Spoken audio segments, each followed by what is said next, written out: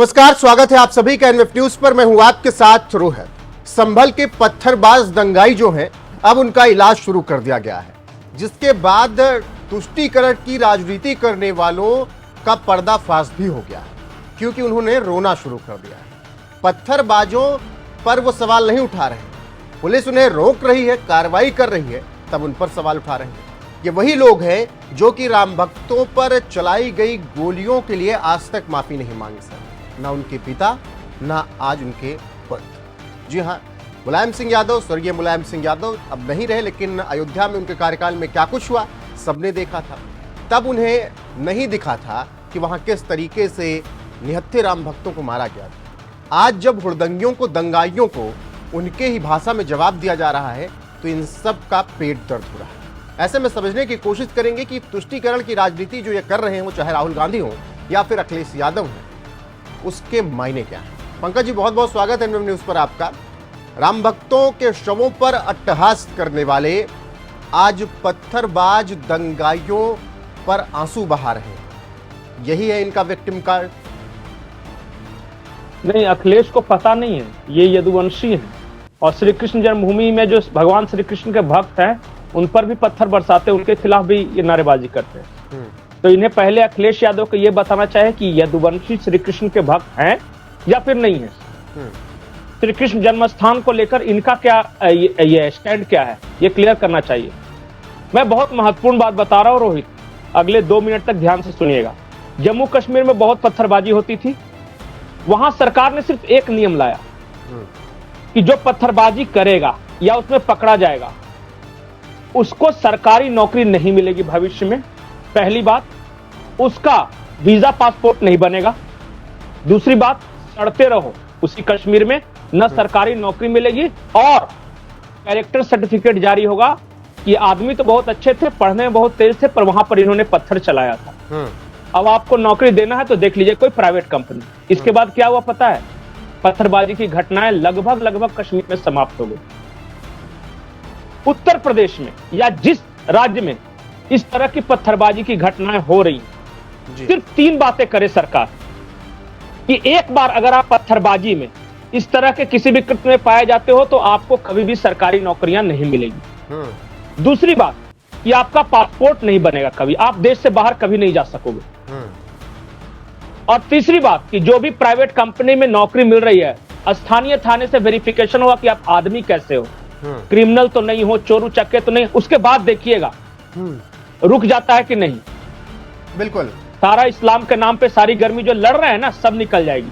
बिल्कुल। ऐसे में अखिलेश यादव की आप बात कर रहे हैं ना, वो क्या चाहते हैं?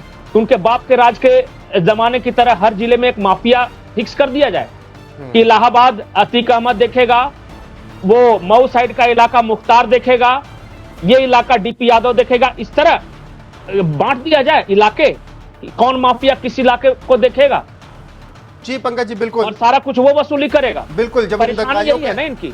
जी पंकज जी, जब इन दंगाइयों का इलाज हो रहा है तब इन्हें दर्द हो रहा है। ऐसे में आपको एक ट्वीट दिखाते हैं दर्शकों को, और वो ट्वीट के दिखाने के बाद थोड़ा तस्वीरें और साफ हो जाएगी।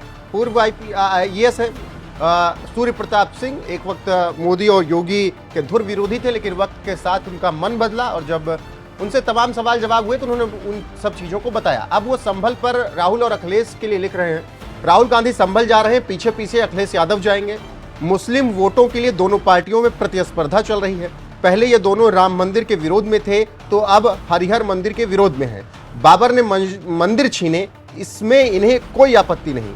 हिंदू देवी देवताओं और सनातन से इतनी नफरत और जिहादी मुगलों से इतना स्नेह क्यों?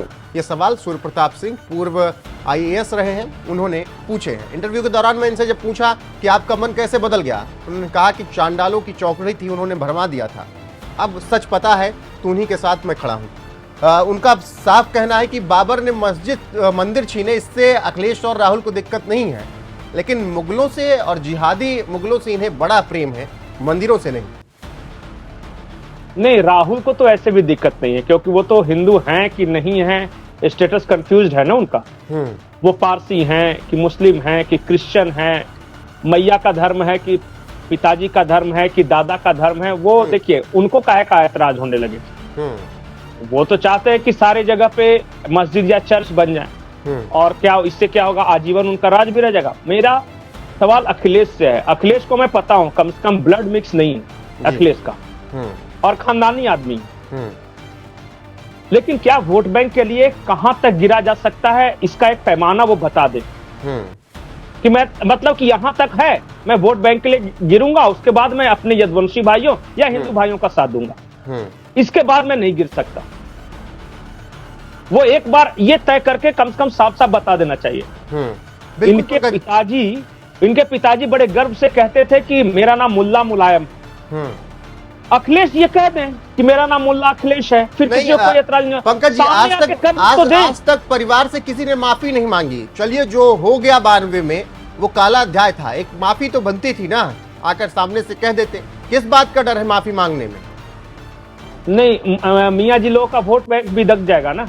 मियाँ जी भी तो नहीं दे रहे हैं, कुंदरकी हरा दिया जहां पर 60-65% वोट था। नहीं तो इनको लगता है कि हिंदुओं पर गोली चलाओ, हिंदुओं को गाली दो, इनके आराध्य भगवान को, राम जी को, कृष्ण जी को, शंकर जी को गालियां देते रहो, बकते रहो, तो पता चलता है कि मुस्लिम वोट बैंक मिलता है।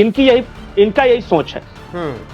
अच्छा पंकज जी, ये थोड़ा समझाने की कोशिश कीजिएगा, दंगा कहीं पर भी हो। एक बार बताइए जी, मैं एक बार बताऊं, मुसलमानों की सेवा क्या की उन्होंने? उनका एजुकेशन लेवल बढ़ाया है, उनको अमीर बनाया है, मतलब उनके जेब में पैसे डाले, कुछ नहीं किया है। उनको सिर्फ यही बोला है कि देखो, राम जी के बारे में 4 खराब शब्द बोल देंगे, कृष्ण के बारे में 4 खराब शब्द बोल देंगे, शंकर जी के बारे में बोल देंगे 4 खराब शब्द, राम भक्तों पर गोलियां चलवा देंगे, संभल के बारे में उटपटांग बातें कर देंगे, बस हो गया मुस्लिम। मुस्लिमों को सिर्फ यही चाहिए क्या कि मुस्लिमों को और भी कुछ चाहिए? आप नहीं, कुंदरकी वालों ने बता दिया क्या चाहिए के लिए। कुंदरकी वालों ने बता दिया क्या चाहिए। ये लोग न हिंदू के लिए मर रहे हैं, न मुसलमान के लिए मर रहे हैं। ये लोग अपने पारिवारिक सल्तनत को बचाने के लिए मर रहे हैं। लेकिन ये समझाने की कोशिश कीजिएगा, अखिलेश का राज आ जाए, अखिलेश का बेटे का राज आ जाए, डिंपल आ जाए, 4-5 परिवार लोग राज करते रहे, सांसद विधायक, बस सारी कवायद इसी के लिए। और लेकिन पंकज जी, थोड़ा ये समझाने की कोशिश कीजिएगा कि 92 में जब विवादित ढांचे का विध्वंस हुआ तो उसमें कह दिया गया कि राम भक्तों की गलती थी, उन्होंने दंगे शुरू किए। ठीक है, कासगंज में जब चंदन गुप्ता की हत्या हुई तो बता दिया गया चंदन गुप्ता की गलती थी और वो तिरंगा यात्रा में शामिल हुआ था, उसने बवाल काटा, उसकी हत्या कर दी गई। बहराइच में राम गोपाल मिश्रा की हत्या हुई तो वहां पर भी राम गोपाल मिश्रा की गलती निकाल दी गई। इसके बाद संभल में अब जब बवाल हो रहा है तो कहा जा रहा है कि यहाँ पर भी विष्णु शंकर जैन और तमाम ऐसे लोग हैं जिन्होंने पहले प्री प्लान ऐसे माहौल बनाया कि दंगा हो गया। ज्ञानवापी में जब सर्वे होता है, ज्ञानवापी का जब वहां पर कोर्ट का आदेश आता है तो वहां पर भी कह दिया जाता है, हालांकि हर शुक्रवार को तमाम देश के अलग अलग हिस्सों से लोग टिकट कटाकर ट्रेनों से पहुंचते हैं वाराणसी वहां पर नमाज पढ़ने के लिए, लेकिन वहां कहा जाता है कि हिंदू पक्ष माहौल बना रहा है, दंगा हो सकता है। बाबा बागेश्वर की यात्रा निकलती है, शांति से निकलती है, तो उनकी यात्रा में औरंगजेब के पोस्टर कुछ लोग दिखाना शुरू कर देते हैं। हालांकि ये तो गनीमत रही कि बागेश्वर बाबा की यात्रा से किसी ने उसका विरोध नहीं किया, वरना क्या कुछ हो जाता। फिर बता दिया जाता कि बाबा बागेश्वर वालों ने मुस्लिमों पर हमला कर दिया। ठीक है, इसके अलावा बंगाल में कहीं पर रामनवमी पर हिंसा होती है तो कहा जाता है कि डीजे तेज बज रहा था, इसीलिए क्या कहते हैं पथराव हो गया। तो दूसरा पक्ष एकदम सही है, खामोश ऐसे चुपचाप बैठा रहता है और तुरंत फिर इधर वाला पक्ष, हिंदू पक्ष ऐसा कुछ करता है कि वो बवाल करने लगते हैं और ईंट पहले से उनके पास रहती है। ये थोड़ा समझाने की कोशिश कीजिएगा, तमाम उदाहरण मैंने दे दिए। नहीं, देखिए ना, हमेशा गलती हिंदुओं की ही होती है या सिखों की होती है। अफगानिस्तान में ये सिखों की गलती थी जो वहां से भागना पड़ा, और पाकिस्तान से जो भागना पड़ा उसमें भी हिंदुओं की गलती था। कश्मीर में तो सरासर हिंदुओं की गलती थी कि उन्होंने अपने पड़ोसी मुसलमानों को क्यों रखा था, और आज बांग्लादेश में हिंदुओं की गलती है, 100% गलती है जी। और भारत में तो हमेशा गलती होती है कि तुम रामनवमी क्यों मना लेते हो और भगवा झंडा लेकर निकलोगे, तुम्हारी गलती नहीं है। अरे चलिए, भगवा झंडा चंदन गुप्ता तिरंगा यात्रा में था पंकज जी। हमारे यहाँ में कांवड़ यात्रा से प्रॉब्लम है, रामनवमी यात्रा से प्रॉब्लम है, राम जी का भजन जाए, कृष्ण जी का भजन जाए, वो इनको किस चीज से प्रॉब्लम नहीं? कुंभ मेले से नहीं प्रॉब्लम है क्या? बिल्कुल पूछिएगा तो किस चीज से समस्या नहीं है? मतलब क्या करें, कन्वर्ट हो जाए सब जैसा वो चाह रहे हैं, ईसाई या मुसलमान बन जाएं तब खुश रह जाएंगे ना ये, और वोट बैंक भी उनका बढ़ जाएगा। मतलब हम करें क्या? एक हिंदू हम क्या करें बताइए?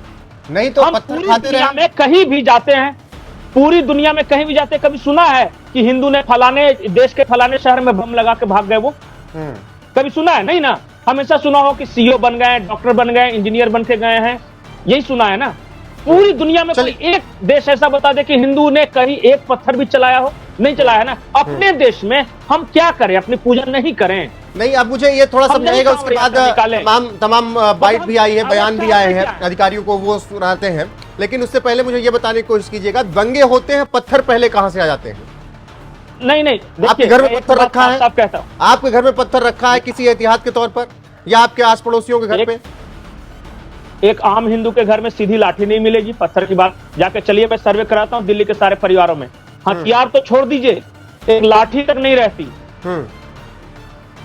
और पत्थर और बारूद आई कहां से करेंगे? देखिए, हकीकत आप समझ नहीं रहे हैं। आप जितना डिफेंसिव होते जाएंगे वो उतना ऑफेंसिव होते जाएंगे जी। और इस बात को आप अगर अपने जहन में बैठा ले, आप भाईचारा, आप प्यार के मारे अपनी बहू बेटी सबको दे दे, फिर भी जो बचेगा उस पर चढ़ेंगे घुस के।